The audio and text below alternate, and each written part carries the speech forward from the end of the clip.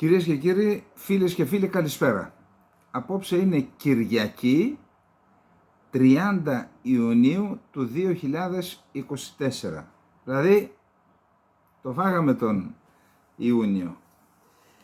Θα κάνουμε μια καλή εκπομπή. Έχω συγκεντρώσει υλικό. Απλά να απολογηθώ στους φίλους μου από τις Σέρρες, Σιδηρόκαστρο και Σέρρες, ότι την απελευθέρωση του Σιδηροκάστρο και το Ζωνό θα την κάνουμε πιθανόν αύριο, αν και αύριο είναι μια δύσκολη μέρα, φρικώδης είναι. Πάντως θα κάνουμε την απελευθέρωση, απλά θα ήθελα να ξεκινήσουμε σήμερα, γιατί είναι μια μαύρη επέτειος ιδιαίτερης αγριότητας και βαρβαρότητας, να ξεκινήσουμε με την καταστροφή, την πρώτη καταστροφή του δοξάτου δράμας. Υπάρχει και δροσάτος στο Κιλκής, να μην τα μπερδεύουμε. Χαιρετισμούς εκεί στους πόντιους φίλους μου, τους Καρσλίδες από το Δροσάτο.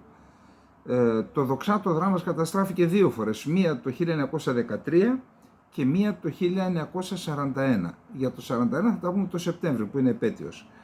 Εδώ λοιπόν ήταν η διαδικασία που ξεκίνησε με τη μάχη του Κιλκής Λαχανά, μετά έγινε η μάχη της Δοϊράνης, μετά προχώρησαν, απελευθέρωσαν το Σιδηρόκαστρο, τις Σέρρες, σαν 29 του μηνός, 30 του μηνός έφτασαν στη Δράμα και στο Δοξάτο. Τι να σας πω τώρα, τι αγριότητες, τέτοιο μίσος για τους ανθρώπους αυτούς δεν μπορώ να καταλάβω. Αντιλαμβάνομαι ο πόλεμος είναι άγριος, όλοι στους πολέμους χάνεις την ανθρώπινη υπόστασή σου καταρχάς. Εντάξει, όταν σκοτώνεις είτε, αλλά ιδιαίτερα όταν σκοτώνεις, λέω, άνθρωπο, χάνεις την υπόστασή σου. Είναι άγριο πράγμα από μόνο του. Αλλά να πας να σκοτώνεις μωρά, γυναίκες και με αυτόν τον βάρβαρο τρόπο, εδώ κάτι άλλο γίνεται. Κάτι άλλο. Τέλος πάντων, θα διαβάσω πράγματα δύσκολα. Όσοι δεν θέλουν να το ξεπεράσουν, να ακούσουν τι ακριβώς έγινε και ας ξεπεράσουν για να δούμε το επόμενο και το μεθεπόμενο, και τα δυο είναι ενδιαφέροντα. Το μαρτυρικό δοξάτο, κομμόπολη του νομού Δράμας και ιστορική πρωτεύουσα του ομώνυμου Δήμου, δύο φορές μέσα στο πρώτο μισό του 20ου αιώνα γνώρισε τη βαρβαρότητα των Βουλγάρων κατακτητών, οι οποίοι προέβησαν σε μαζικές σφαγές και καταστροφές. Η πρώτη φορά ήταν ακριβώς σαν σήμερα το 1913, δηλαδή πόσα χρόνια έχουμε. Δηλαδή πριν από 111 χρόνια. Και η δεύτερη φορά έγινε 29 Σεπτεμβρίου του 1941, τότε που η Βουλγαρία είχε συμμαχίσει με τις δυνάμεις του άξονα, δηλαδή η Γερμανία και η Ιταλία, και όταν κατέλαβαν την Ελλάδα, κατά πέτηση της Βουλγαρίας, τους έδωσαν να έχουν υποκατοχή οι Γερμανοί βασικώς, την περιοχή, όλη την περιοχή ανατολικός του Ρούτου Στριμώνα ποταμού μέχρι τον Εύρο, χωρίς όμως την παρέβρια περιοχή, την οποία οι Γερμανοί την κράτησαν για ευνόητους λόγους, να ελέγχουν τα σύνορα με τη Γερμανία, την κράτησαν οι Γερμανοί. Και εκεί έγινε μια σφαγή, θα την πούμε το Σεπτέμβριο. Το 1913 λοιπόν, κατά τη διάρκεια του Δευτέρου Βαλκανικού Πολέμου, μετά τη μάχη του Κιλκής Λαχανά, της Δοϊράνης, την απελευθέρωση του Σιδηροκάστρου και των Σερών, οι βουλγαρικές δυνάμεις, καθώς υποχωρούσαν εγκαταλείποντας τα εδάφη που κατήχαν στην Ανατολική Μακεδονία, έβαλαν στο στόχαστρό τους την πλούσια κοινότητα του Δοξάτου. Το πρωί της 30ης Ιουνίου, καθώς οι χριστιανοί κάτοικοι του Δοξάτου, στο χωριό υπήρχαν και μουσουλμάνοι, είχαν πάει στην εκκλησία να γιορτάσουν τους Αγίους Αποστόλους, χρόνια πολλά στους Απόστολους της Αποστολίας, οι Βούλγαροι κύκλωσαν έφυπε το χωριό και στη συνέχεια προέβησαν σε άγριες σφαγές και λαιλασίες. Αφού άρπαξαν ό,τι πολύτιμο βρήκαν, επιδόθηκαν σε θηριωδίες σε βάρος του άμαχου πληθυσμού, σφάζοντας περίπου 650 από τους 1.500 κατοίκους και στο τέλος έλουσαν με πετρέλαιο τα σπίτια, παραδίδοντάς τα στις φλόγες. Όπου επεράσαμε, δεν εβλέπαμε τίποτε άλλο παρά κεφαλάς και πόδια παιδιών, γυναικών και ανδρών. Εις την οικίαν του ιερέως, όταν εισήλθομεν, ευρέθην προφρικόδους θεάματος. Ο ιερεύς κομμένος εις δύο και κρεμασμένος εις των τοίχων. Επίσης και η σύζυγός του με βγαλμένα τα μάτια και όλα τα παιδιά του καταγεωργημένα κατά τον πλέον φρικώδη τρόπον. Ανέφερε μεταξύ άλλων στη συγκλονιστική μαρτυρία του ο Κύπρου εθελοντής Μιχαλάκης Γεωργιάδης. Ήρθαν οι Έλληνες της Κύπρου και πολέμησαν στους Βαλκανικούς πολέμους να απελευθερώσουν την Ελλάδα. Και εμείς τους ανταμείψαμε με προδοσία που σκλάβωσε την πατρίδα τους. Εντάξει, μην το ξεχνάμε. Εξίσου συγκλονιστική είναι η μαρτυρία του Άγγλου πλοιάρχου Καρντάλ, την οποία κατέθεσε στον απόϊχο της σφαγής στην εφημερίδα Daily Telegraph. Λέει ο Άγγλος πλοιάρχος: «Κατά την είσοδον στην πόλη, το πρώτον όπερ προσέπεσεν στους οφθαλμούς μου, ήσαν οι αγέλε κοινών καταφρογδισόντων ανθρωπίνους σάρκας. Η πόλη τελείως κατεστραμμένη εφαίνεται έρημος, ως εκ τούτου δε ειναγκάστην να φωνάξω επανειλημμένος δια να εμφανιστώ σε γραίε τινές εκ των ερειπίων. Όλα τα πτώματα ήσαν διάτρητα υπό των λογχών και έφερον ίχνη απίστευτων ακροτηριασμών. Οι τείχοι των οικειών είχαν ρεπανθεί από αίματα εις το ύψος 6 ποδών από το εδάφος. Του θόπερ εξηγείται κατά το λέγειν των επιζώντων, εκ του ότι τα δυστυχή θύματα δεν είχαν σφαγεί αμέσως, αλλά εθανατούντο διαλογισμό και πετάγονταν το αίμα μέχρι τα 6 πόδια. Τις φρικαλαιότητες που υπέστησαν οι κάτοικοι του Δοξάτου περιέγραφε επίσης ο απεσταλμένος της ρωσικής εφημερίδας Ρούσκιε Ούτρο, Βλαντιμίρ Τορνόφ, με τα εξής λόγια: «Εκατοντάδες αθώων πολιτών κατεσφάγησαν, οι δε διαρπαγέ υπήρξαν κολοσιαίε. Είδομεν καταγήσαν μέσω ερειπίων χρηματοκιβώτια βιαίως διερριγμένα, ραπτομηχανάς κατεστραμμένας. Γυναίκες εθρίνων πικρός και συνέστρεφον τας χείρας εξ απογνώσεως. Είδον ιδίης οφθαλμής παιδεία πληγέντα διαλογισμών. Εις πλήστα μέρη συνηντήσαμεν σωρούς πτωμάτων εκτεθειμένων εις τον καύσωνα του ηλίου και άλλα πτώματα κατά το ίμιση ξεθαμένα και των οποίων υπόδεση κεφαλή και εχείρες προέβαλον φρικαλέως εκ της γης. Όσον αφορά τις υλικές καταστροφές, ο ολέθριος απολογισμός περιλαμβάνει 200 κατεστραμμένα σπίτια και άλλα 80 καταστήματα. Μετά από τη σφαγή, οι Βούλγαροι τράπηκαν σε φυγή προς βορρά, ενώ την επόμενη μέρα, 1η Ιουλίου, ο ελληνικός στρατός κατέλαβε αμαγητή τη Δράμα και το Δοξάτο και ολοκλήρωσε την απελευθέρωση της Ανατολικής Μακεδονίας. Ακούστε. Εδώ την εκπομπή την ξέρετε, δεν υπάρχει αυτή η εκπομπή και ομιλών για να ενспείρει μίσους στους γειτονικούς λαούς των Τούρκων συμπεριλαμβανομένων. Όχι. Εδώ είναι ένα ιστορικό γεγονός, το αναφέρουμε, να διδασκόμαστε από την ιστορία χωρίς, επαναλαμβάνω, να καταδικάζουμε ολόκληρους λαούς συλλήβδιν και να τρέφουμε μίσος και όλα αυτά τελειώσανε. Αυτό που θέλουμε, να είμαστε συνειδητοποιημένοι και όταν χρειαστεί να αντιμετωπίσουμε την οποιαδήποτε απειλή, τελεία. Αυτά λοιπόν με το Δοξάτο. Να περάσω τώρα σε ένα άλλο θέμα.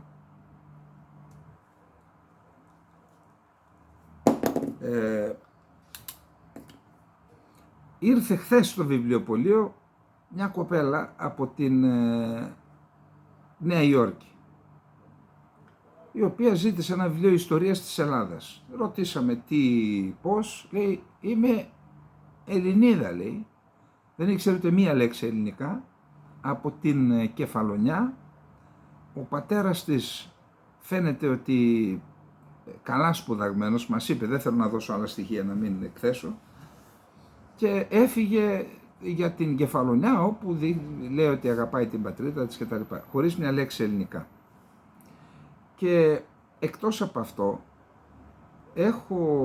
βρίσκονται εδώ αυτές τις μέρες κάποια παιδιά από την Αυστραλία, του ευρύτερου οικογενειακού περιβάλλοντος. Μικρά παιδιά, λίγο γύρω στα 20, άπτες στα ελληνικά και πλήρη γνώση της ελληνικής, όχι πολιτικής, δεν ασχολούνται, πολιτισμικής πραγματικότητας, κυρίως της μουσικής. Μου λένε λοιπόν, θα πω και όνομα, όταν πήγε ο Αργυρός, δεν τον ξέρω τον άνθρωπο, πόσες χιλιάδες, σε ένα στάδιο $250 ήταν εισιτήριο, πάνω από 10.000 νέοι πήγαν να τον ακούσουν.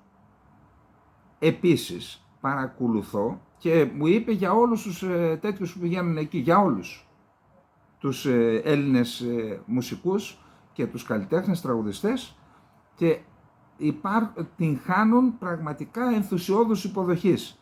Είτε ξέρουν τα ελληνόπουλα ελληνικά, δεν ξέρουν, είτε δεν ξέρουν εκεί. Παρακολουθώ στο διαδίκτυο κυρίως τα διαφημιστικά που γίνονται για την, πάλι έτυχε τώρα, την περιοδεία του Αργυρού στην Αμερική. Και εκεί λένε δεκάδες χιλιάδες. Δηλαδή συνολικά μπορεί να τον είδαν και 200.000 άτομα εκεί. Ο Γιώργος Μαργαρίτης ήρθε εδώ, τον βοήθησα, έκανε ένα δίσκο στα Ποντιακά που δόθηκε στο πρώτο θέμα στις 19 Μαΐου. Τον βοήθησα λίγο στα κείμενα και στην προφορά και μου είπε ότι κάνει το Σεπτέμβριο ένα ταξίδι, μου φαίνεται 8 παραστάσεις στις ΗΠΑ, όλα πουλημένα τα ειστήρια. Χιλιάδες, δεκάδες χιλιάδες και αυτά. Γιατί το αναφέρω αυτό? Αυτό που δεν κάνει το ελληνικό κράτος, κατά την άποψή μου, ξέρετε ότι ο Σταύρος όταν ήταν στη Βοστόνη, έβλεπα κτίρια, πωλείται, ρώτησα ένα κτίριο εμβληματικό, στο πάρκο μέσα ακριβώς, δηλαδή πιο καρδιά δεν γίνεται, πόσο κάνει? 3,5 εκατομμύρια δολάρια. Και λέω, αυτό θα έπρεπε να είναι ένα κέντρο ελληνικού πολιτισμού και να περνάει ο κόσμος και να μεταλαμβάνει του ελληνικού πολιτισμού. Δηλαδή, να μπαίνει μέσα, να μαθαίνει την ιστορία, να μαθαίνει πράγματα που σχετίζονται με το παρελθόν της Ελλάδας, με το παρόν της Ελλάδας, με την πολιτισμική πραγματικότητα, τους Έλληνες καλλιτέχνες, ηθοποιούς, τραγουδιστές, τα έργα, την αρχαία Ελλάδα, τη νέα Ελλάδα, στους αρχαιολογικούς χώρους, κέντρο ελληνικού πολιτισμού, διότι η Βοστόνη έχει, ξέρω, μπορεί να έχει 50.000 και παραπάνω Έλληνες. Θα μπορούσε λοιπόν η Ελλάδα, αν είχε πολιτική για να προβάλλει τη λεγόμενη ήπια ισχύ της, που ίσως είναι από τις ισχυρότερες χώρες στον κόσμο στην ήπια ισχύ, αλλά μέσω αυτής της διαδικασίας να κερδίζουμε φίλους και ταυτόχρονα να κρατάμε κοντά στον εθνικό κορμό και στην ελληνική πολιτισμική πραγματικότητα και τους Έλληνες που βρίσκονται έξω, έπρεπε η Ελλάδα, σε όποια περιοχή υπάρχουν πάνω από 10.000 Έλληνες και σε άλλες εμβληματικές πόλεις, να έχει τέτοια κέντρα πολιτισμού.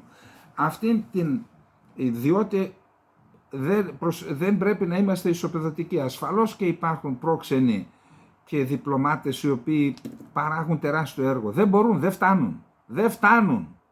Έπρεπε να υπάρχει τέτοια μορφής παρουσία της Ελλάδας. Αυτό το έργο, αυτό το κενό λοιπόν που δεν μπορεί να το κάνει το κράτος, το κάνουν οι καλλιτέχνες. Διότι λέμε διάφορα για τους καλλιτέχνες, μπορεί να κερδίζουν λεφτά, είναι άλλο θέμα αυτό. Κάνουν τεράστιο έργο, σας διαβεβαιώ, και το διαπίστωσα ιδίης όμαση και όση. Έτσι είναι, τα ότα, πώς είναι η ειδωτική των αυτιών στα αρχαία, εν πάση περιπτώσει. Το άκουσα και το διαπίστωσα δηλαδή προσωπικά.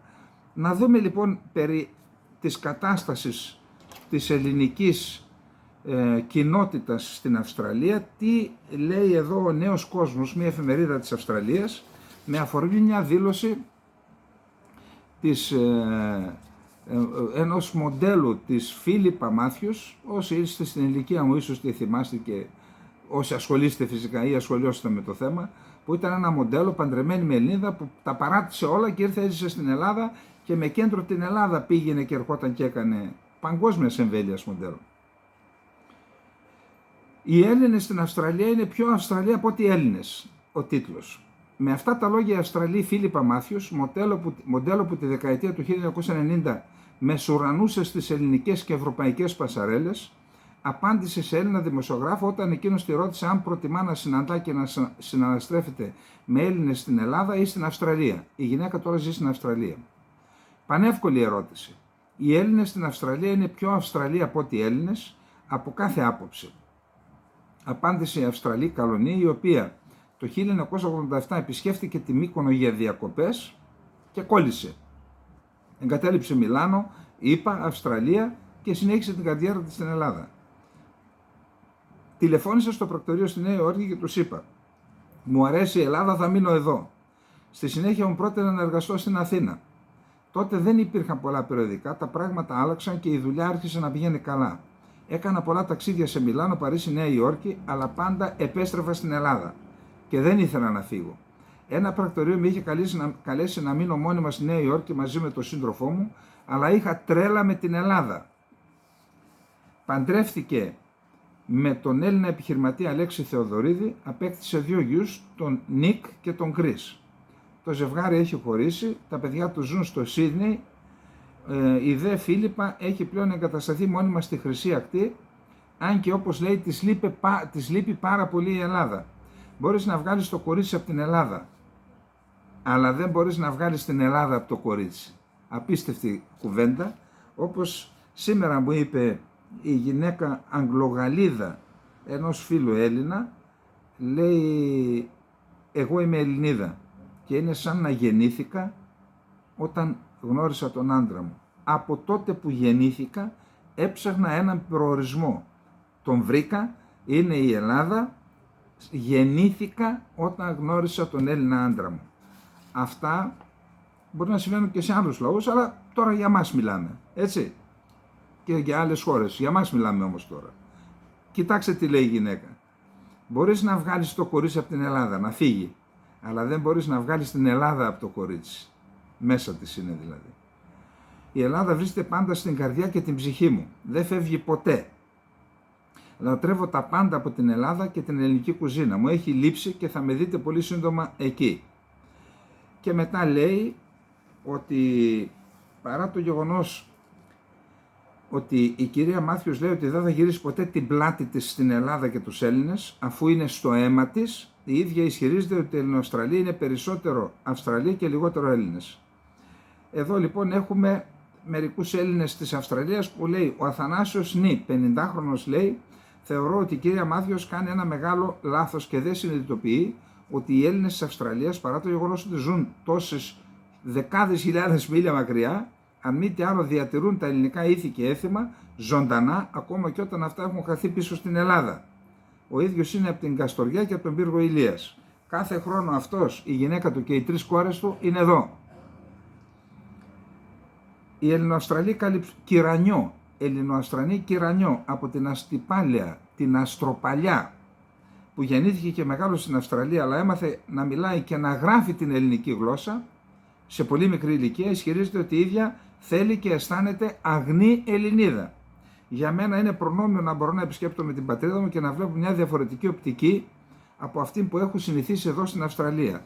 Το γεγονός ότι η Ελλάδα είναι μια ευρωπαϊκή χώρα και ακολουθεί διαφορετικούς ρυθμούς ζωής είναι ιδιαίτερα δελεαστικό και για εμάς και για τα παιδιά μας, υποστηρίζει η Κυρανιό, η οποία επίσης επισκέπτεται συχνά την Ελλάδα.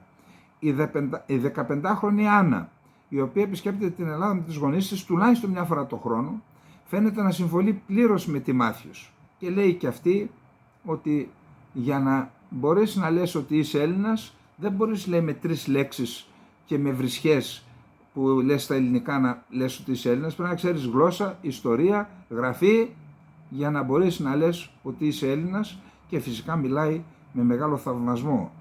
Λέει, την ίδια στιγμή κατανοώ και ξέρω κι εγώ η ίδια πόσο δύσκολο είναι να μάθει κανείς τη γλώσσα και την ιστορία και σέβομαι την προσπάθεια αυτών που κάνουν τα πάντα για να διατηρήσουν την ελληνικότητά τους ζωντανή και μακάρι αυτοί που το λένε αλλά δεν το κάνουν πράξη κάποια στιγμή να αρχίσουν να προσπαθούν. Γιατί είμαστε πραγματικά ευλογημένοι που γεννηθήκαμε Έλληνες, λέει η 15χρονη μαθήτρια η οποία μιλά άπτεστα ελληνικά και έχει επισκεφθεί πολλά και διάφορα μέρη της Ελλάδας. Και ο Αντώνης Φι, εμείς ως παιδιά μεταναστών χρειάστηκε να μάθουμε να ζούμε σε μια γέφυρα χρόνου και τόπου. Γεννήθηκε στην Αυστραλία ο Αντώνης, έλκει την καταγωγή του από την αρχαία Ολυμπία. Είναι εύκολο να επιλέξει κανείς το ένα ή το άλλο. Να είναι δηλαδή Έλληνας ή Αυστραλός ή να χαθεί στη μετάβαση. Για μένα η δική μας ευθύνη είναι να βρούμε τον τρόπο να συνδέσουμε τους δύο αυτούς κόσμους και κατά τη διάρκεια αυτής της διαδικασίας να γιορτάσουμε και να αγκαλιάσουμε όλα όσα έχουν προσφέρει και οι δύο πλευρές. Το να απορρίψουμε τη μία ή την άλλη πλευρά θα οδηγήσει απλά σε μία μίζερη στενόχωρη κατάσταση, μία αέναη αίσθηση απώλειας και απογοήτευσης για το ότι δεν ανήκουμε πουθενά. Ομορφιά υπάρχει παντού για αυτούς που επιθυμούν να την απολαύσουν, λέει ο Αντώνης. Πιστεύω ότι είναι η πιο εύστοχη στάση στο όλο ζήτημα. Αλλά παρόλα αυτά θεωρώ ότι αυτά όλα συμβαίνουν γιατί δεν υπάρχει, όπως δεν υπάρχει για άλλα ζητήματα εθνική στρατηγική, δεν υπάρχει εθνική στρατηγική για τον απόδημο ελληνισμό. Αλλά προσέξτε, δεν είναι μόνο ο απόδημος ελληνισμός, είναι και ο ελληνισμός ο οποίος επί χιλιάδες χρόνια ζει εκτός Ελλάδας. Εκείνος δεν αποκαλείται απόδημος ελληνισμός. Οι Έλληνες της Ρωσίας απόδημοι ήταν αυτοί που οι γονείς, οι προγονείς τους ήταν στην Ελλάδα πριν μια, 2-3 γενιές, έφυγαν, αυτοί είναι απόδημοι ή παιδιά αποδήμων. Αυτοί όμως που ζουν 1000 και 1500 χρόνια στη Ρωσία, στη Μαριούπολη, στη Βόρεια Ήπειρο, στην Κύπρο και όπου αλλού, αυτοί είναι οι κοινότητες των Ελλήνων. Δεν υπάρχει στρατηγική. Επαναλαμβάνω, δεν θέλω να απομειώσω το έργο των Ελλήνων διπλωματών που θέλω να πιστεύω οι περισσότεροι προσπαθούν να υπερασπιστούν, αλλά δεν φτάνουν και δεν αρκούν. Δεν φτάνουν και δεν αρκούν. Λοιπόν, να πάμε τώρα στο τρίτο και σοβαρότερο θέμα, πιστεύω, και αφορά την κατάσταση που τείνει να δημιουργηθεί στο Λίβανο, και όλα αυτά τα παρακολουθεί πολύ στενά η Τουρκία και έχει στόχο αυτό που θα δούμε παρακάτω. Για να δούμε λοιπόν το κείμενο που έγραψα, για να έχουμε και τις σκέψεις μας πιο τακτοποιημένες, και μετά αν χρειαστεί θα κάνουμε και σχόλιο, αν και δεν νομίζω.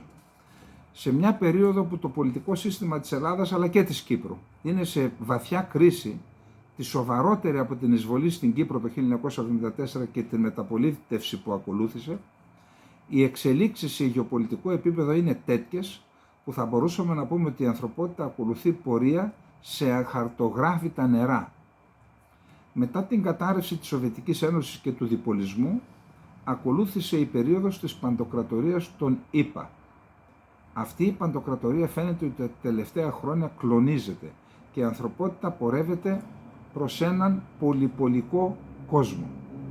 Ακριβώς σε αυτή την κρίσιμη καμπή έχουμε τις εξελίξεις της ΗΠΑ, όπου είναι πιθανή η επάνωδος Τραμπ στην εξουσία, σε περίπτωση που ο Biden δεν αντικατασταθεί από κάποιον αντίπαλο που θα αμφισβητήσει την εκλογή του Τραμπ.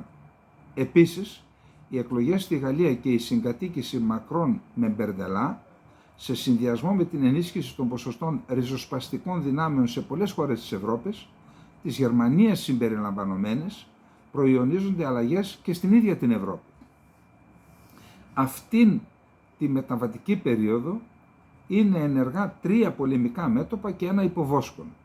Το ένα είναι αυτό της Ουκρανίας, το άλλο της Μέσης Ανατολής, το τρίτο του Σουδάν και το υποβόσκον, το τέταρτο είναι της Κίνας, Ταϊβάν, Φιλιππίνων. Η κατάληξη αυτών των πολεμικών μετώπων θα καθορίσει και τη μορφή που θα έχει ο πολυπολικός κόσμος την επόμενη μέρα. Σε αυτόν τον κόσμο, προσέξτε, η Τουρκία διεκδικεί τη θέση του ενός πόλου. Δεν θέλει, είναι αυτή η εθνική της στρατηγική, γι' αυτό δουλεύουν όλοι τους. Δεν θέλει να εξαρτάται από κανέναν. Θα είναι και στο ΝΑΤΟ, ίσως και στην πεντάδα της Σανγκάης, ίσως και στους BRICS, ίσως και παντού. Αλλά με όρους άγκυρας, όχι με όρους του θεσμού που θα επιλέξει να είναι. Άρα λοιπόν, σε αυτόν τον κόσμο, τον πολυπολικό, η Τουρκία διεκδικεί τη θέση του ενός πόλου, φιλοδοξώντας να εκφράζει στη διεθνή σκηνή τον λεγόμενο τουρκικό κόσμο, οργανισμός τουρκικών κρατών, τον μουσουλμανικό κόσμο και όσες χώρες καταφέρει να μετατρέψει σε βιλαέτια στην πρώην Οθωμανική της επικράτεια, Κύπρος, Ελλάδα και το αμέσως επόμενο διάστημα ενδέχεται να συμβούν 2 σοβαρές εξελίξεις. Η μία είναι ο τερματισμός του πολέμου στην Ουκρανία σε περίπτωση που εκλεγεί ο Τραμπ. Η άλλη είναι ένας πόλεμος μεταξύ Ισραήλ και Χεσμολάχ, που υπάρχει σοβαρός κίνδυνος να μετατραπεί σε έναν περιφερειακό πόλεμο με συμμετοχή σε αυτόν της Συρίας, του Ιράκ, της Ιεμένης και του Ιράν. Και αν μπουν αυτοί, θα μπουν εκ των πραγμάτων για να βοηθήσουν το Ισραήλ, οι ΗΠΑ, Βρετανία και ίσως κάποιες χώρες της Ευρώπης. Σε αυτή την περίπτωση ο πόλεμος θα πάρει τέτοια χαρακτηριστικά που θα δημιουργηθεί μια ρευστότητα στην περιοχή, που όλα μπορεί να αλλάξουν, των συνόρων συμπεριλαμβανομένων. Θυμηθείτε τι έγινε στον πρώτο και δεύτερο Βαλκανικό πόλεμο. Υπήρχε μια κατάσταση ρευστότητας και μετά από αυτήν καινούργια σύνορα. Τέτοιο επιδιώκει η Τουρκία τώρα, κάτι τέτοιο επιδιώκει. Η Τουρκία αναλύει την κατάσταση και κάνει τα δικά της σχέδια για να υποφεληθεί από την ρευστότητα και από την εμπλοκή των μεγάλων δυνάμεων, κυρίως των ΗΠΑ και της Βρετανίας, σε αυτόν τον περιφερειακό πόλεμο. Ανάμεσα στα σχέδιά της, όπως θα έχετε τη δυνατότητα να το διαπιστώσετε από τα στοιχεία που θα παραθέσουμε παρακάτω, είναι η κατάληψη της Κύπρου και όσων νησιών καταφέρει να αρπάξει από την Ελλάδα. Και μιλάμε για στοιχεία που δεν είναι δυνατόν να αμφισβητηθούν, αφού πρόκειται για δηλώσεις πολιτικών αξιωματούχων και ανακοινώσεις θεσμικών φορέων του τουρκικού κράτους. Όλα ξεκίνησαν με την αναφορά του ηγέτη της Χεσμολάχ Χασάν Νασράλα στην Κύπρο, απειλώντας την σε περίπτωση που ανοίξει αεροδρόμια και λιμάνια στα αεροσκάφη και τα πολεμικά πλοία του Ισραήλ για επιθέσεις εναντίον του Ισραήλ. Ότι αν το κάνει αυτό θα επιτεθεί η Χεσμολάχ στην Κύπρο. Συγκεκριμένα ο Νασράλα είπε: η παραχώρηση των κυπριακών αεροδρομίων και βάσεων στον Ισραηλινό εχθρό για να στοχεύσει το Λίβανο, προσέξτε, χρησιμοποιεί μέλλοντα, θα σήμαινε ότι η κυπριακή κυβέρνηση αποτελεί μέρος του πολέμου και έτσι θα την αντιμετωπίσουμε, προσθέτοντας ότι η Λιβανέζικη οργάνωση θα πολεμήσει χωρίς κανόνες και περιορισμούς. Όπως φαίνεται και από τη δήλωση, η απειλή αφορά κίνηση που ενδεχομένως θα έκανε η Κυπριακή Δημοκρατία μελλοντικά και όχι για ενέργειες που έχει κάνει μέχρι τώρα. Τουλάχιστον αυτό συνάγεται από τη δήλωση που προαναφέραμε. Αμέσως μετά τη δήλωση Νασράλα ακολούθησαν άρθρα και συνεντεύξεις σε Κύπρο και Ελλάδα που χρέωσαν τις απειλές Νασράλα στην Τουρκία. Δεν μπορώ να ξέρω πού στηρίζεται μια τέτοια εκτίμηση. Πάντως από τη δήλωση του ηγέτη της Χεσμολάχ δεν προκύπτει κάτι τέτοιο, καθότι αναφέρεται σε κάτι που ενδεχομένως θα συμβεί στο μέλλον και με τη δήλωση αυτή θέλει να το αποτρέψει. Δηλαδή η δήλωση έχει αποτρεπτικό χαρακτήρα. Άρα από πού και ως πού το χρεώνουμε στην Τουρκία. Αμέσως μετά τη σκητάλη πήρε ο Τούρκος Υπουργός Εξωτερικών Χακάν Φιντάν, ο οποίος σε τηλεοπτική του συνέντευξη στο Χαμπέρ Τούρκ είπε: το γεγονός ότι η Κύπρος και τα ελληνικά νησιά, προσέξτε, άκου, χρησιμοποιούνται για επιχειρήσεις προς τη Μέση Ανατολή, δεν θα ωφελήσει την ελληνοκυπριακή πλευρά και την Ελλάδα.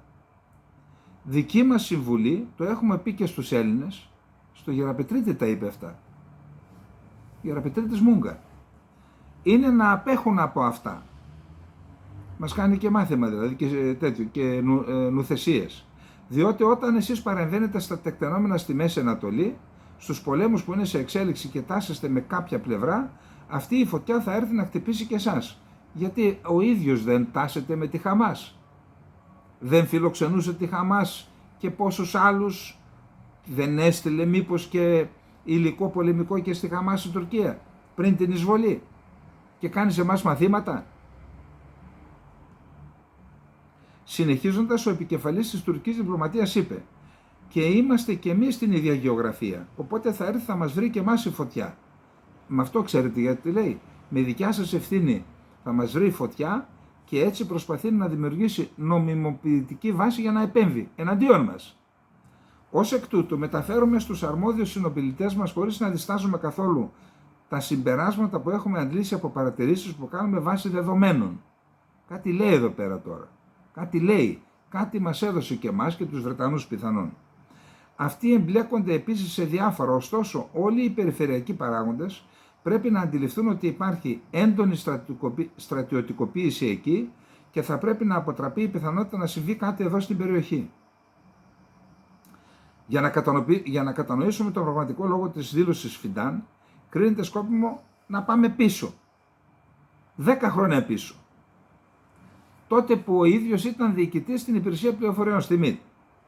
Όταν ήταν υπουργός εξωτερικών ο Αχμέντ Νταβούτογλου, λίγο πριν γίνει πρωθυπουργός, είχε κάνει μια σύσκεψη. Είχε γίνει μια σύσκεψη σε ανώτατο επίπεδο, Νταβούτογλου, Φιντάν και αρχηγοί, υπουργός άμυνας και αρχηγοί των επιτελείων, και αυτή η σύσκεψη αφορούσε ένα σχέδιο εισβολής στη Συρία. Και λέγανε πώς θα εισβάλλουμε στη Συρία χωρίς να έχουμε δικαιολογία γι' αυτό. Και έχω το ηχητικό, άμα θέλετε μια μέρα να σας το βάλω να το ακούσετε. Τι λέει ο Φιντάν? Είπαμε κάποιος το διέρευσε αυτό. Λοιπόν, σε εκείνη τη σύσκεψη ακούγεται ο Φιντάν να λέει: επιλέξει. Αν χρειαστεί, στέλνω 4 ανθρώπους στη Συρία. Τους βάζω να ρίξουν 8 ρουκέτες στην Τουρκία και δημιουργώ αιτία πολέμου. Τα ακούσατε? Προβοκάτσια. Ο προβοκάτορας. Για να γίνει κατανοητό, ο Φιντάν πρότεινε μία προβοκάτσια. Να ρίξουν οι δικοί του άνθρωποι μερικές ρουκέτες από το έδαφος της Συρίας προς την Τουρκία, να κατηγορήσει η Τουρκία τη Συρία ότι κάνει επιθετικές ενέργειες σε βάρος της Τουρκίας και μετά να εισβάλλει. Νομιμοποιητική βάση. Και επειδή ο προβοκάτορας δεν αλλάζει, όποια θέση και αν κατέχει, είπαμε ότι οι συνήθειες φεύγουν τελευταίες, έτσι. Και επειδή λοιπόν ο προβοκάτορας δεν αλλάζει, όποια θέση και αν κατέχει, τη δήλωσή του πρέπει να την αναλύσουμε από αυτήν τη σκοπιά. Λέει ψέματα ότι η Κύπρος και τα νησιά χρησιμοποιούνται για επιθέσεις εναντίον της Γάζας από το Ισραήλ. Για να δημιουργήσει την εισαγωγικά νομιμοποιητική βάση να επέμβει σε περίπτωση που δημιουργηθούν οι κατάλληλες συνθήκες, που έχουμε ρευστοποίηση της κατάστασης στην περιοχή. Να το επικαλεστεί τότε και να εισβάλλει. Νομιμοποιητική βάση δημιούργησαν οι Αμερικανοί και οι Άγγλοι με το πραξικόπημα που έκαναν τα επιχείρια τους στην Κύπρο. Τέτοια πράγματα θέλουν πάλι. Άλλωστε δεν είναι τυχαίο, προσέξτε τώρα. Κάποιος θα πει: εντάξει, ρε Σάββα, τώρα μην υπερβάλλεις, έκανε μια δήλωση ο Φιντάν, μην το δένεις στο κόμπο. Δεν είναι έτσι. Αμέσως μετά, την επόμενη μέρα, τη σκητάλη πήρε ο καθηγητής διεθνούς δικαίου Σελαμί Κουράν, ο οποίος μιλώντας στο κρατικό Τεαρτέ Χαμπέρ, προσέξτε εδώ, στο κρατικό, ισχυρίστηκε ότι η Τουρκία έχει δικαίωμα να επέμβει στην Κύπρο, όπως έκανε το 1974, επειδή η ίδια παραβιάζει το διεθνές δίκαιο, δίνοντας άδεια χρήσης ορισμένων βάσεων στο Ισραήλ. Ψευδές. Η Κύπρος δεν έδωσε. Υπάρχει το θέμα του ακροτηρίου, το οποίο δεν είμαι σε θέση τώρα να το συζητήσω, αλλά αν το χρησιμοποιεί η Αγγλία, γιατί φταίει η Κύπρος? Να πάει η Τουρκία να βαρέσει το Λονδίνο. Έτσι δεν είναι?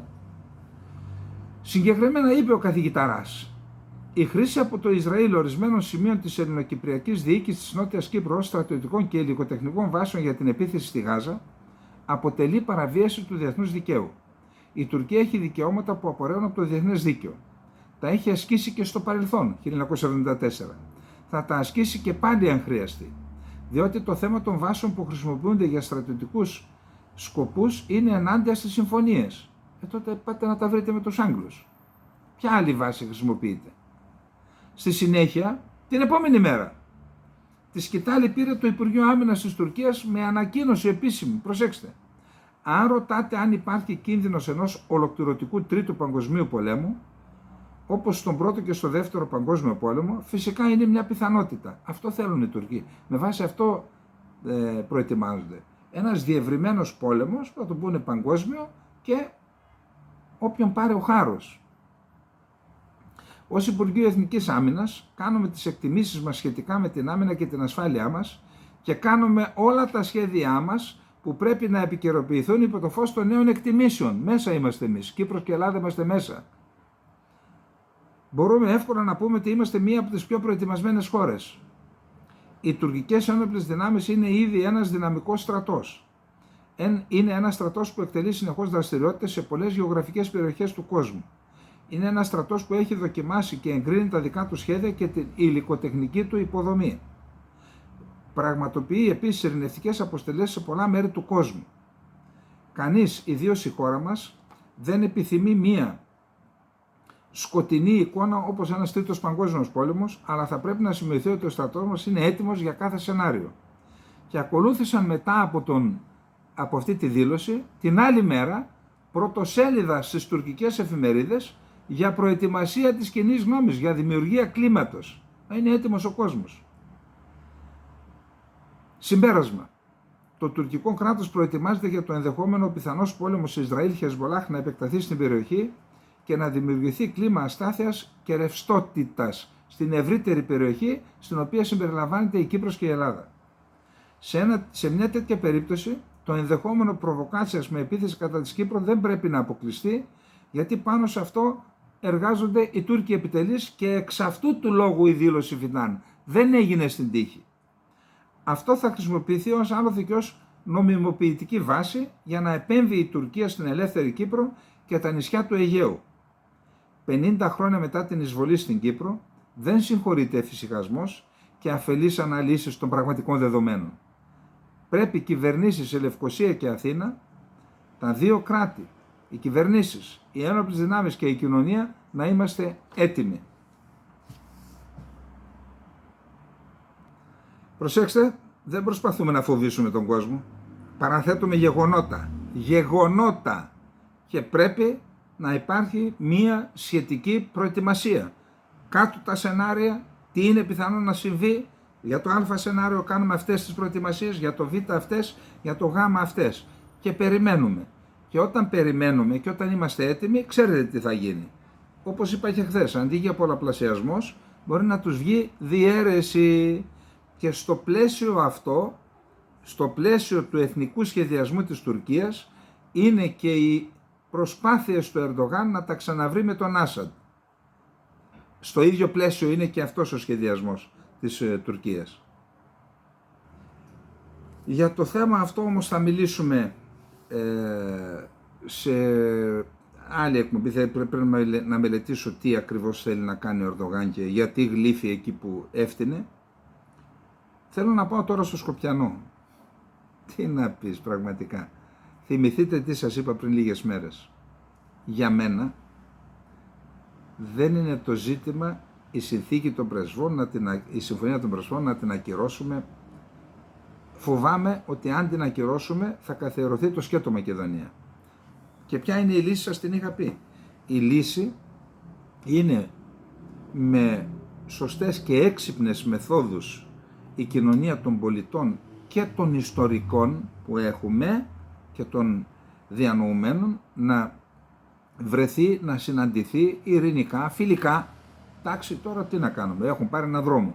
Έχει σημασία, φιλικά με τους Σκοπιανούς και να βάλουμε κάτω τα πράγματα, να δούμε τι γίνεται ρε παιδιά, να δούμε τις πηγές. Όχι μόνο ελληνικές πηγές. Σε κάποιον, επειδή είπα να πάρουμε και ξένες εγκυκλοπαίδειες, λέει γιατί ξένες, ναι και ξένες, γιατί τι φοβόμαστε. Μπορεί κάποια να μην μας συμφέρει, αλλά θα δούμε τα περισσότερα τι λένε. Τα πανεπιστημιακά συγγράμματα.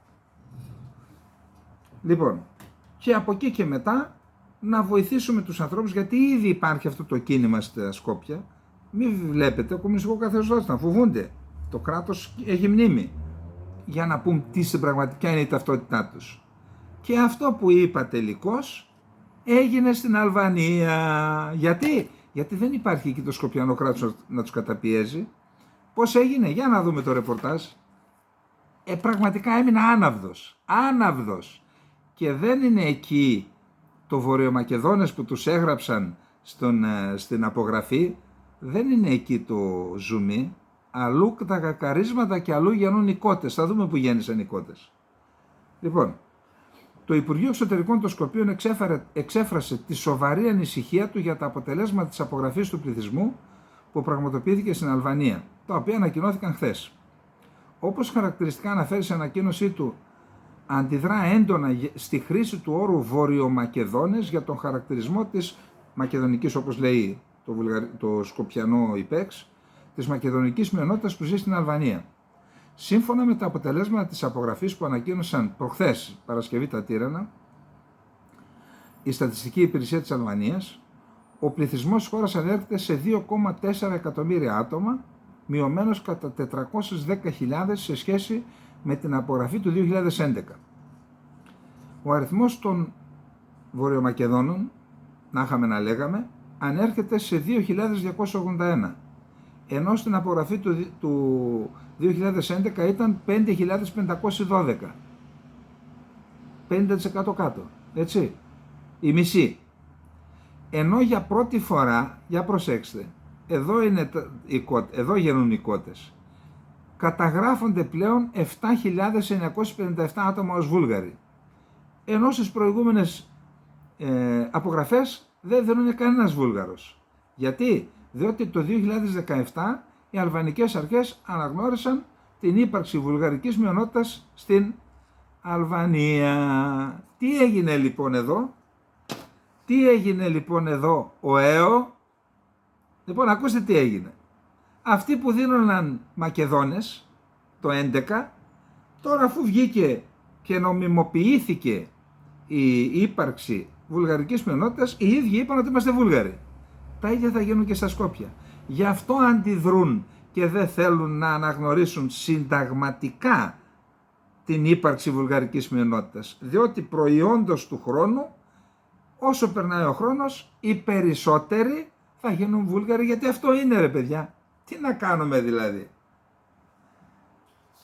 Εντάξει, αλλού τα κακαρίσματα και αλλού γεννονικότες. Πάμε να δούμε, γιατί να δούμε τι είπανε και τι στο τέλος οι Αλβανοί, μετά από το διάβημα που τους έκαναν, το άλλαξαν. Αντί για Βορειομακεδόνες έγιναν Μακεδόνες. Αλλά δεν είναι αυτό το πρόβλημα.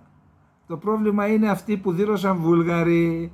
Αυτό θα γίνει και στα Σκόπια, εφόσον φυσικά η Ευρώπη πει στο κράτος το γειτονικό, κοίτα, ας την καταπίεση, ας τους ανθρώπους να εκφραστούν ελεύθερα, διότι θες να περπατήσεις προς την Ευρωπαϊκή Ένωση. Και εκεί δεν υπάρχουν μαγκές.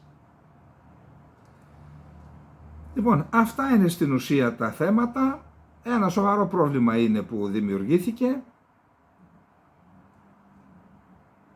Είπαμε, διόρθωσε τον όρο η Στατιστική Υπηρεσία, αντί για Βορειομακεδόνες τον έκανε Μακεδόνες. Αλλά παραμένουμε στο σοβαρό που είναι το άλλο.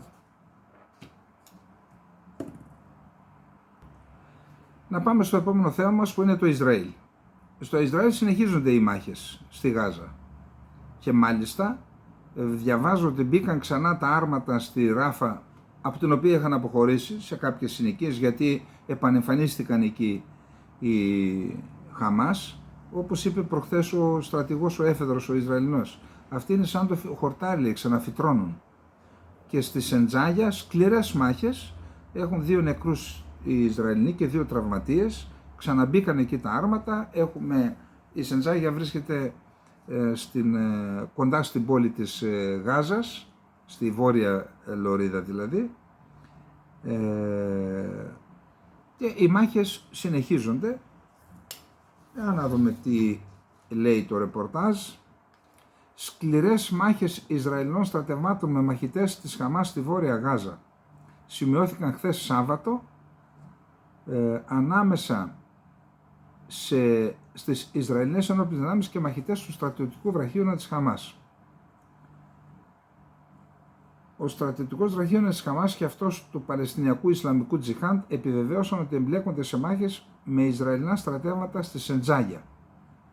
Από την πλευρά τους, η Παλαιστινιακή Πολιτική Προστασία και αυτόπτες μάρτυρες αναφέρθηκαν σε πολυάριθμους νεκρούς και φυγή δεκάδων χιλιάδων αμάχων από προχθές Παρασκευή από τη συγκεκριμένη συνοικία.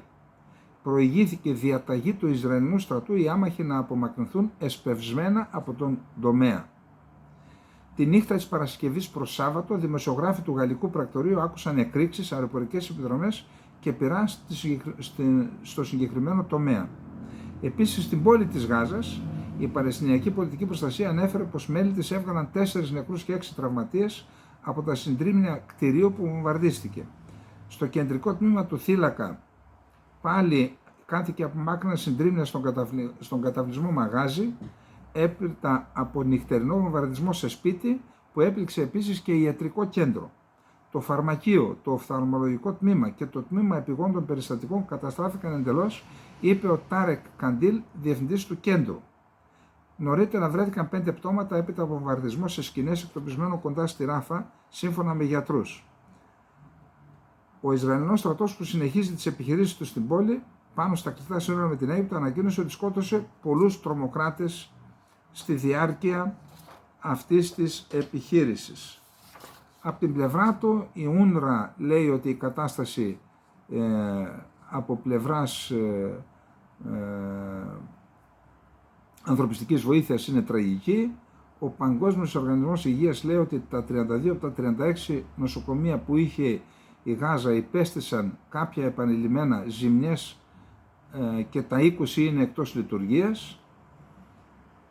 Στο Τελ Αβίβ χθες συγκεντρώθηκαν χιλιάδες διαδηλωτές, χθες το Σάββατο, όπως γίνεται κάθε εβδομάδα το τελευταίο διάστημα, για να απαιτήσουν συμφωνία. Η πρώην όμηρος Νόα Αργαμάνη, 26 ετών, η οποία απελευθερώθηκε πριν μέσα στον Ιούνιο μαζί με άλλα 3 άτομα, κυκλοφόρησε ένα βίντεο που ζητάει να απελευθερωθούν και οι υπόλοιποι όμηροι, χωρίς όμως να απευθύνει έκκληση ή να ρίχνει ευθύνες στον Νετανιάχου.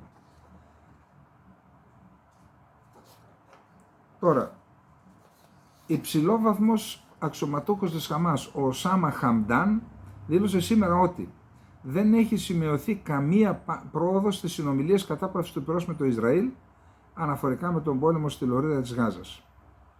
Λέει ο ίδιος ότι εμείς είμαστε έτοιμοι να αντιμετωπίσουμε θετικά οποιαδήποτε πρόταση κατάπαυσης του πυρός.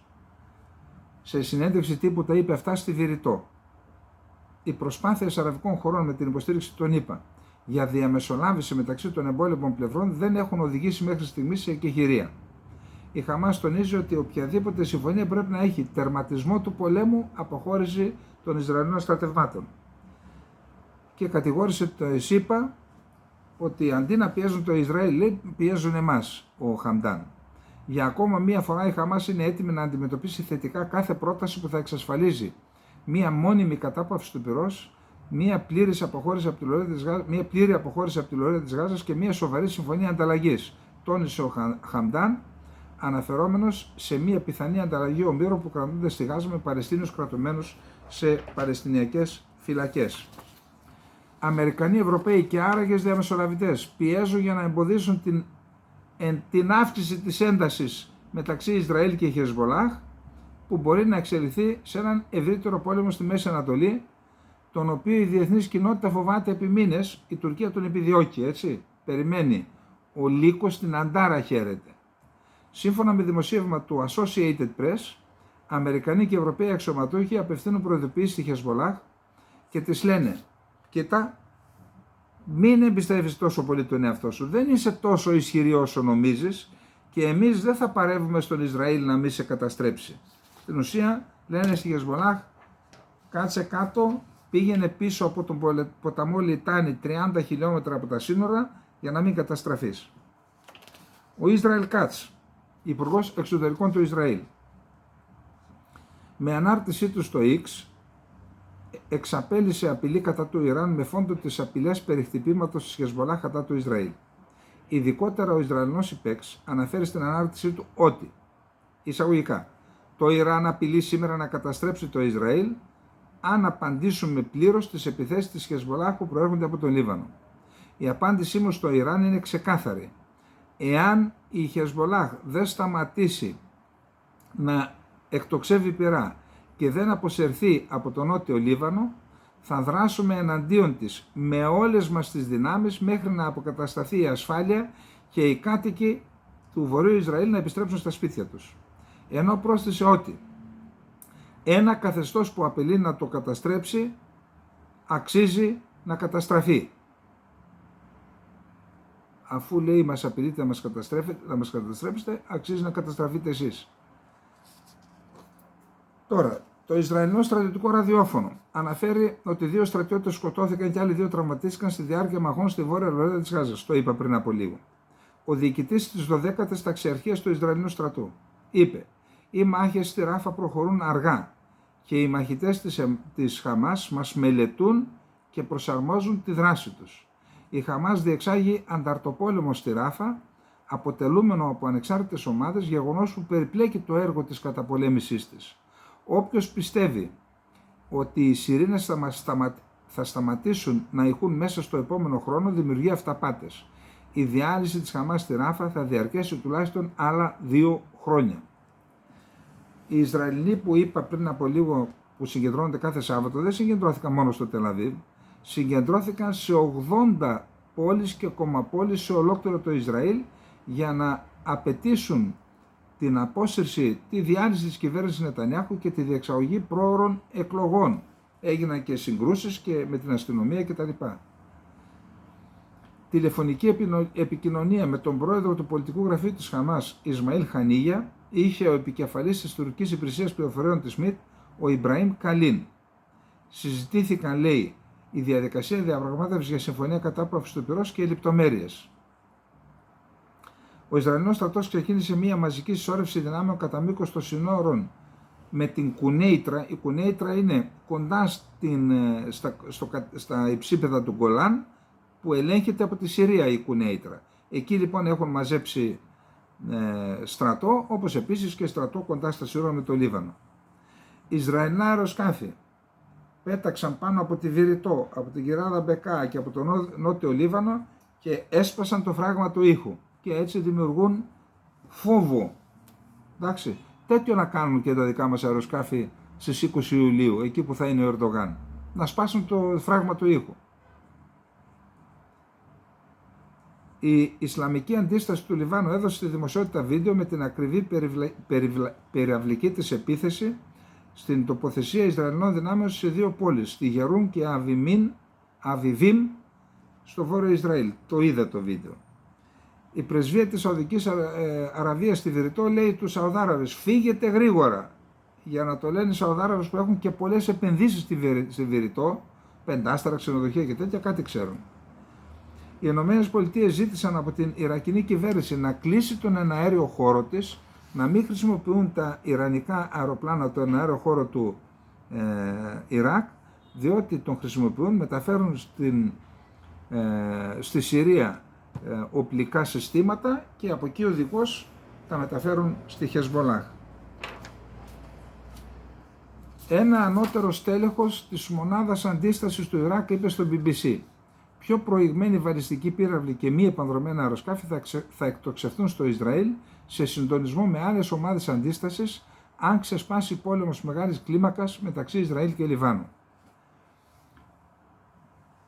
Η εφημερίδα Telegraph, βρετανική, δημοσιεύει δήλωση του Φάμπιαν Χάμιλτον, ανωτέρου στελέχους του Βρετανικού Εργατικού Κόμματος. Όσον αφορά τις πωλήσεις όπλων, εάν κερδίσουμε τις εκλογές την επόμενη εβδομάδα στη Βρετανία, θα σταματήσουμε αμέσως τις πωλήσεις όπλων στο Ισραήλ. Ισραηλινό κανάλι 12. Το Ισραήλ είναι έτοιμο να συντομεύσει την επιχείρηση στη Ράφα για να καταλήξει σε συμφωνία στο βορρά με τον Λίβανο, η οποία περιλαμβάνει την αποκατάσταση του νότιου Λιβάνου και την απομάκρυνση της Χεσμολάχ από το Λιτάνι. Πέρα από το Λιτάνι. Εντάξει, το τα έχουμε πει. Ο αναπληρωτής Γενικός Γραμματέας του Αραβικού Συνδέσμου, ο Χουσάμ Ζάκη, τα κράτη-μέλη του Αραβικού Συνδέσμου δεν θα χαρακτηρίζουν πλέον τη Χεσμολάχ ως τρομοκρατική οργάνωση. Επιτεύχθηκε σχετική συμφωνία σε αυτό μεταξύ των μελών του Αραβικού Συνδέσμου. Πάμε στις ΗΠΑ. Εκεί τώρα τι γίνεται? Ο πρόεδρος των ΗΠΑ, Τζο Μπάιντεν, αναμένεται να συζητήσει το μέλλον της εκστρατείας του με την οικογένειά του σήμερα Κυριακή, αναφέρει το NBC, έγκυρο μέσο. Η αντιπρόεδρος των ΗΠΑ, Καμάλα Χάρις, παραδέχθηκε ότι η απόδοση του Μπάιντεν στην τηλεμαχία με τον Τραμπ δεν ήταν η καλύτερη του ώρα. Παράλληλα, εξέφρασε τη βεβαιότητα ότι οι δημοκρατικοί θα συνεχίσουν και θα κερδίσουν τις επόμενες εκλογές. Τίποτα δεν έχει αλλάξει εξαιτίας μιας ημέρας του Ιουνίου, αναφέρει η ομάδα τύπου του Λευκού Οίκου. Επίσης, εδώ διαβάζω ότι ορισμένοι εργαζόμενοι την επόμενη μέρα δεν πήγαν στο Λευκό Οίκο. Εργάστηκαν από το σπίτι. Η αμερικανική εφημερίδα Atlanta Journal-Constitution δημοσίευσε ένα πρωτοσέλιδο κύριο άρθρο καλώντας τον πρόεδρο των ΗΠΑ, Τζο Μπάιντεν, να αποσυρθεί από τις εκλογές μετά την κακή του απόδοση στην τηλεμαχία. Το άρθρο πιστεύει ότι ο επικεφαλής του Λευκού Οίκου πρέπει να το κάνει αυτό για το καλό της χώρας και για χάρη της ήττας του Τραμπ.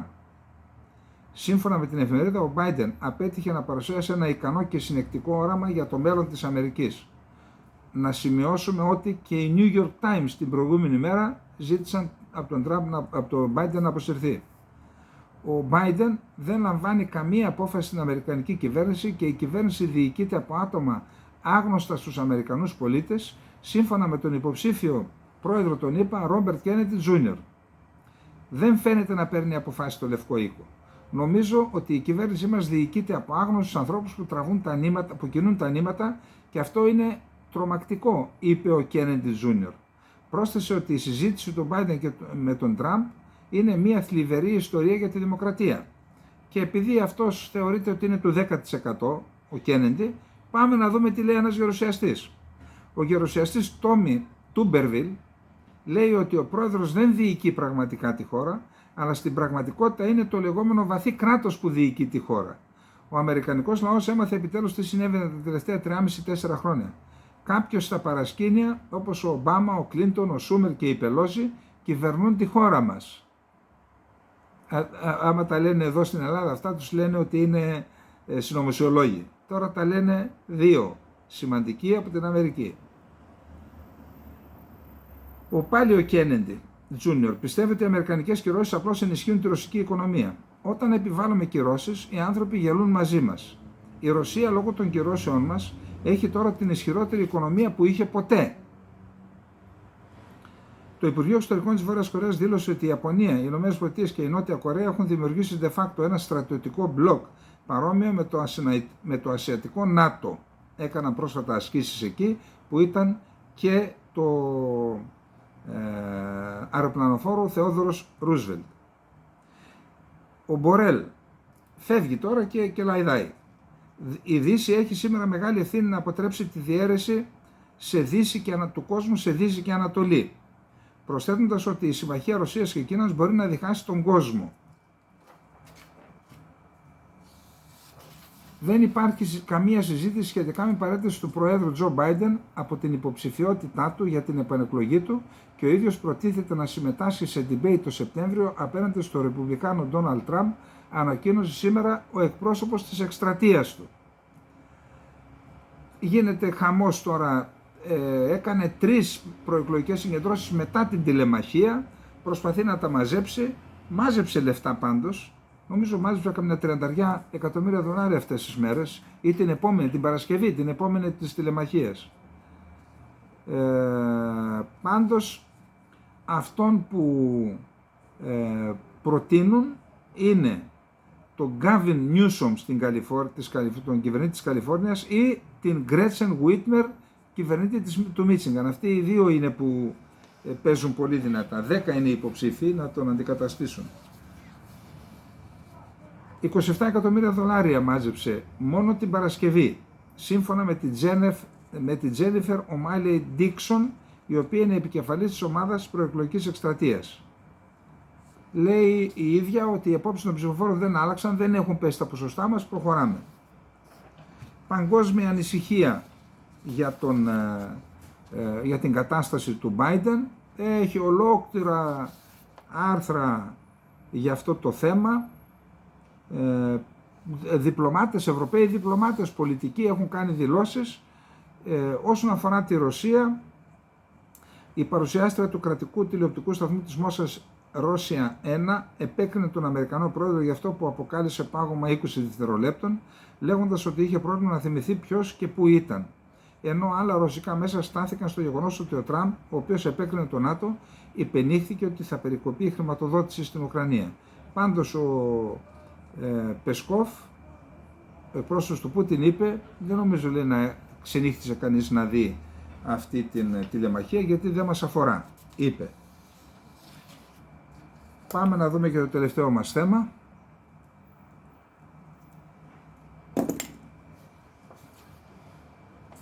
Η οικονομική βοήθεια προς την Ουκρανία από άλλες χώρες έφτασε στο χαμηλότερο επίπεδο από το Φεβρουάριο του 2022, λέει το ΡΙΑ Νοβόστι, ρωσικό μέσο. Το πρώτο εξάμηνο του έτους, κατά μέσο όρο, η χώρα έλαβε περίπου 1,9 δισεκατομμύρια ευρώ μηνιαίως, ενώ το Μάιο για πρώτη φορά δεν πήρε καθόλου κεφάλαια. Οι δυτικοί σύμμαχοι του Κιέβου θα πρέπει να εξετάσουν όλες τις επιλογές για έξοδο από τη σύγκρουση στην Ουκρανία, δήλωσε ο απόσταυτος συνταγματάρχης του γερμανικού στρατού Wolfgang Richter. Πιστεύω ότι το θέμα δεν είναι αν μπορούμε να υποστηρίξουμε την Ουκρανία, αλλά αν πρέπει να υπάρξει μια στρατηγική εξόδου από αυτή την κρίση. Δεν μπορείτε να συνεχίσετε για πάντα με μια στρατηγική που δεν απέφερε ποτέ αποτελέσματα. Και είπε ότι η διαπραγματευτική θέση της Ουκρανίας έχει μειωθεί σημαντικά, έχει επιδεινωθεί σημαντικά σε σχέση με άλλες περιόδους όταν έγιναν απόπειρες να τα βρει με τη Ρωσία. Η κατάσταση στην Ουκρανία θα επιδεινωθεί τους επόμενους μήνες και οι δηλώσεις της ηγεσίας των ΗΠΑ για αυτό το θέμα δεν έχουν νόημα, είπε ο Τζον Μερσάιμερ, ο Αμερικανός καθηγητής πανεπιστημίου που είναι παγκόσμιας φήμης, σχετικά με τη δήλωση του Μπλίνκεν ότι η Ουκρανική στρατηγική έχει δείξει αποτελεσματικότητα. Είπε ότι αυτό δεν είναι σωστό. Η κατάσταση θα επιδεινωθεί επειδή οι Ρώσοι συνεχίζουν να επιτείνονται στο ηλεκτρικό δίκτυο και όταν έρθει το φθινόπωρο και ειδικά ο χειμώνας, τα πράγματα θα γίνουν τρομερά επειδή προκαλεί τεράστια ζημιά στη βιομηχανία και τις ένοπλες δυνάμεις. Αυτή η κατάσταση, είπε ο Μερσάιμερ. Η κατάληψη του Κιέβου είναι η μόνη επιλογή που θα δεχθεί ο Πούτιν. Μετά την Ουκρανία μπορεί να επιτεθεί στην Εστονία ή τη Λετωνία, μέλη του ΝΑΤΟ. Γράφει το Foreign Affairs. Τέλος πάντων, τα αναφέρουμε, κάντε εσείς την εκτίμησή σας. Το δημοσίευμα αναφέρει ότι αν η Ρωσία ξεκινήσει μια δεύτερη εκστρατεία για την κατάληψη της Ουκρανικής πρωτεύουσας, πιθανότητα θα ξεκινήσει μια επίθεση από τη Λευκορωσία, όπως έκανε το χειμώνα τις αρχές δηλαδή της εισβολής, η οποία θα περιλαμβάνει την προέλαση των ρωσικών στρατευμάτων κοντά στον πυρηνικό σταθμό του Τσερνομπίλ. Πολλοί στη Μόσχα φέρονται να πιστεύουν ότι αυτή τη φορά, όταν ο ρωσικός στρατός ενισχύεται και οι εφεδρείες της Ουκρανίας αποδυναμώνονται, η Ρωσία μπορεί να κερδίσει. Σύμφωνα με τη ρωσική ελίτ, η Ουκρανία είναι απλώς πολύ κουρασμένη για να επιστρατεύσουν άλλη μια επίπονη άμυνα. Οι Ρώσοι ολιγάρχες δεν φοβούνται μια πυρηνική σύγκρουση γιατί πιστεύουν ότι το ΝΑΤΟ δεν θα τολμήσει να απαντήσει.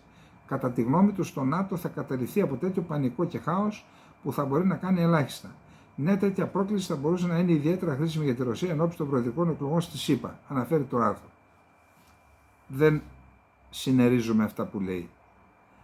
Ο Πολωνός Υπουργός Σικόρσκι είπε πρέπει να δημιουργούμε, λέει, ένταση με τη Ρωσία και μια τέτοια είναι να πάρουμε τα 300 δισεκατομμύρια παγωμένα ρωσικά κεφάλαια και να τα δώσουμε στην Ουκρανία. Ο Ρώσος πρεσβευτής στη δημοκρατία στην Κεντροαφρικανική Δημοκρατία λέει ότι συζητάμε με τη χώρα αυτή τη δημιουργία μιας ρωσικής βάσης στην καρδιά της Αφρικής.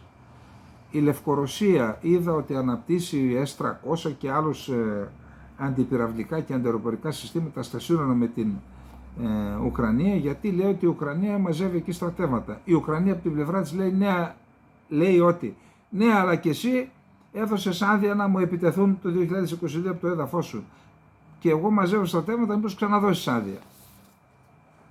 Ο Τζίμπινγκ θα πάει στην Αστάνα, όπου έχουμε την σύνοδο της αρχηγών κρατών του Οργανισμού Συνεργασίας της Σανγκάης, και εκτός από τη σύνοδο κορυφής θα κάνει και επίσημη επίσκεψη στο Καζακστάν, όπου είναι η Αστάνα, αλλά και στο Τατζικιστάν, καθότι έχει προσκληθεί από τον πρόεδρο εκεί. Λοιπόν, αυτά είχαμε να πούμε για απόψε. Εγώ θα ήθελα να σκεφτούμε, να αναλύσουμε ο καθένας με τις δικές του δυνατότητες το τρίτο θέμα, δηλαδή τα σχέδια που κάνει η Τουρκία για μία επίθεση με σκοπό να καταλάβει το σύνολο της Κυπριακής Δημοκρατίας και εθνικό έδαφος στην Ελλάδα, κάποια νησιά δηλαδή.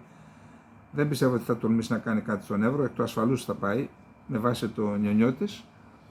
Πιστεύω ότι πρέπει να το αναλύσουμε και έχουν γίνει οι αρμόδιες ενέργειες και προς την Κύπρο και προς τα ΔΟ, προειδοποιήθηκαν όλοι, αλλά πιστεύω ότι πρέπει και οι πολίτες να έχουμε γνώση και με βάση αυτά που είπα και ό,τι άλλο έχει ο καθένας να παρακολουθούμε τα πράγματα και να είμαστε σε μια σχετική ετοιμότητα. Λοιπόν, αυτά για απόψε.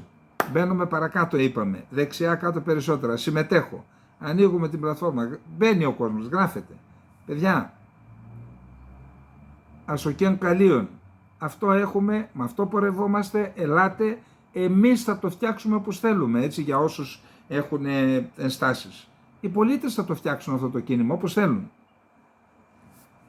Επίσης, ενισχύουμε το κανάλι, μου αρέσει, σχόλια, και κάτω από το συμμετέχω είναι τρόποι με τους οποίους μπορείτε να βοηθήσετε το κανάλι αν θέλετε και έχετε τη δυνατότητα. Λοιπόν, αυτά. Ευχαριστούμε, να είστε όλες και όλοι καλά και από αύριο θα δούμε πώς θα μπει ο Ιούλιος και θα δούμε τι σημαίνει και με την Γαλλία. Να σταματήσω λίγο να δω αν έχουμε αποτέλεσμα από τη Γαλλία, να κάνουμε ένα μικρό σχόλιο. Όχι, δεν είχαμε κάτι από τις γαλλικές εκλογές, γιατί στις 9 η ώρα Ελλάδος μέχρι τότε εμείς πρέπει να φορτώσουμε, να ετοιμάσουμε και να φορτώσουμε. Απλώς αναφέρεται εδώ ότι στις 5 η ώρα, 6 ώρα Ελλάδος δηλαδή, η συμμετοχή ανερχόταν στο 59,39%, ποσοστό που είναι μεγαλύτερο από τις προηγούμενες εκλογές. Το 2022 αντίστοιχη η συμμετοχή ήταν στο 39%, ενώ το 17% στο 40%. Δηλαδή ο κόσμος τελικώς συμμετέχει στη Γαλλία, είναι κρίσιμες εκλογές, να δούμε η αύξηση της συμμετοχής πώς θα επηρεάσει το εκλογικό αποτέλεσμα. Αν υπάρχει λόγος μπορεί να κάνουμε ένα έκτακτο, ένα μικρό 5 λεπτό ή 10 λεπτό έκτακτο. Λοιπόν, αυτά, καληνύχτα σε όλους και όλους, να είστε καλά.